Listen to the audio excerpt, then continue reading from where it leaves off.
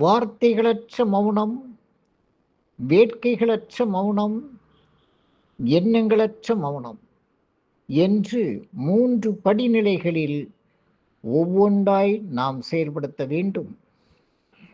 உலக புகழ்பெற்ற ரோமானிய பேச்சாளர் சிசரோ, மௌனம்தான் மிக வலிமையாக பேசக்கூடிய உயர்ந்த கலை என்றார்.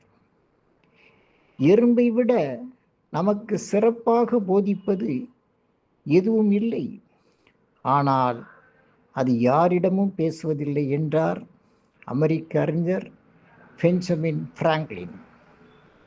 மௌனமாக மனதை உற்று கவனித்து நம்மை பற்றி மிக சரியாக அறிந்து கொள்வது அவ்வளவு எளிதான காரியம் அன்று. எண்ண அலைகள் உடனே ஒடுங்கி ஓய்ந்து விடாது.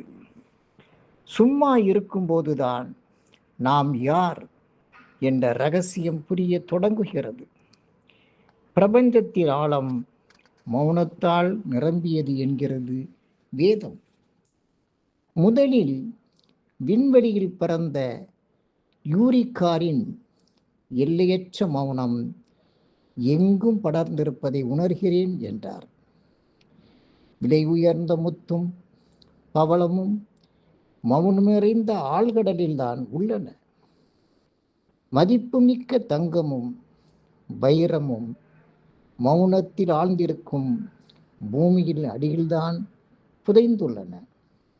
மௌனத்தின் மகிமையை புத்தரை போல் வெளிப்படுத்தியவர் வேறு யாரும் இல்லை.